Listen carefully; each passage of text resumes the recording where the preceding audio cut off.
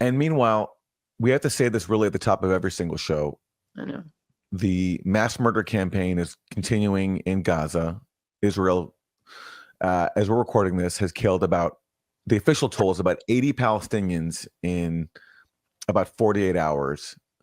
Daily images of slain children all across our social media feeds. That's happening with full U.S. support. Benjamin Netanyahu, the Israeli prime minister, has just announced essentially that this plan of what he calls voluntary migration, by which he means ethnic cleansing, is going ahead with Trump's support. And that's happening. And it's, to me, one of the worst crimes in human history. And we're happy to be living through it right now. And it's just one of the things we're going through, and it's happening.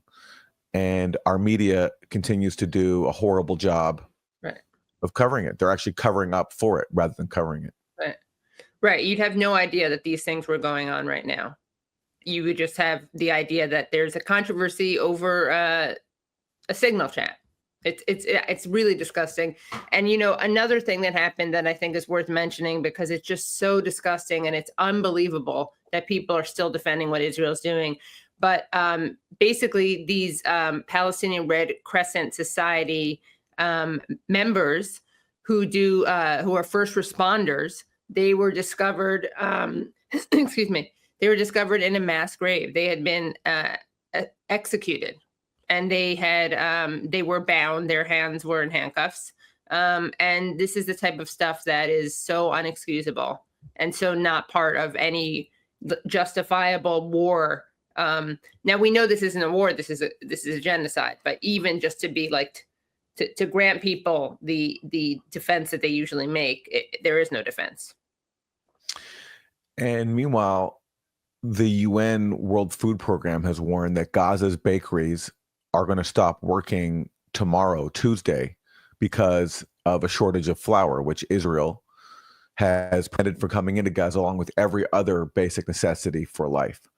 So the news, it seemingly can't get any worse, but it can. It's an unmitigated catastrophe, entirely human-made, and those humans are the Israeli government, backed up by the U.S.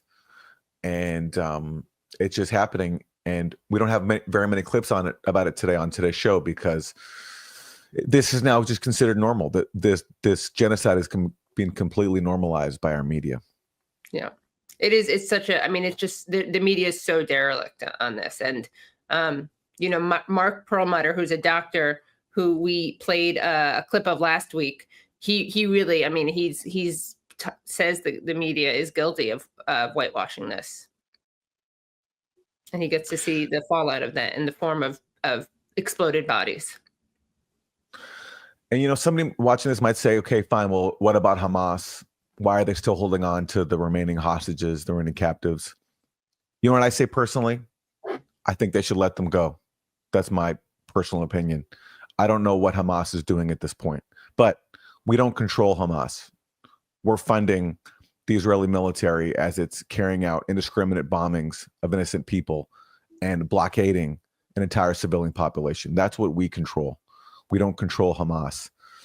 And even from the point of view strategically, has this worked from the point of view of rescuing hostages? No. In fact, Israel's killed more hostages than it's rescued. So I don't know how anyone can still defend. I mean, they never could defend it to begin with, but after a year and a half of this, how anyone is still possibly defending this, it's just, it's beyond belief. And nothing Hamas does or doesn't do justifies these war crimes and a genocide, right? So, like, it's important to remind people that genocide is not self-defense. You can't use that as an excuse. And as you just pointed out, Aaron, I mean, they were very amenable to releasing hostages throughout the deal. And as Barak Ravid, who's not exactly a critic of Israel, but who is himself a former intelligence officer in the IDF, and has been justifiably accused of doing a lot of stenography for Israel, he himself said the deal, the ceasefire didn't collapse, Israel collapsed it. All true. Yep. Yeah.